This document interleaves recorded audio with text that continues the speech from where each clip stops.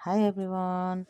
आज चाहिँ बाबुको स्कुलमा न्यानो कपडा वितरण भइरहेको थियो। त्यसैले स्कुलमा सर मिसले मलाई पनि इन्भाइट गर्नुभएको थियो। त्यसैले म गएँ स्कुलमा।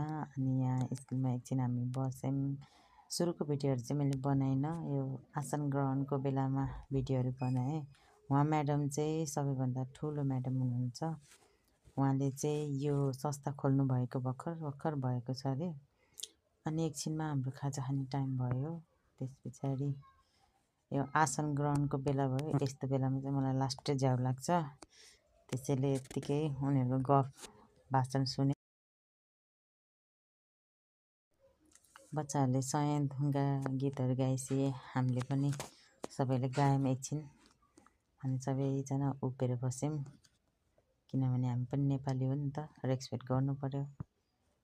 त्यसैले मेरो छोरो नि यहाँ यसरी सयथुङ्गा गाउँदैछ। मैले चाहिँ उसको भिडियो उसले नथापन गरी बनाएँ। अनि सबैलाई स्वेटर वितरण भइरहेको थियो। अनि मैले पनि पाएँ। सबैजनाले यसरी सरहरूले बाँड्दै हुनुहुन्थ्यो, उहाँ म्याडमहरूले लिएर आउनुभएको थियो।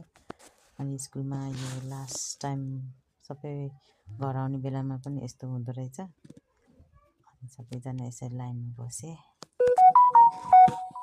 मैले चाहिँ भिडियो बनाउँदै बसेँ। अनि हामी बसमा फर्क्यौँ। बसमा पनि मैले भिडियो बनाउँदै बसेँ। त्यस पछाडि हामी जङ्गलको बाटो हुँदै आयौँ। By by.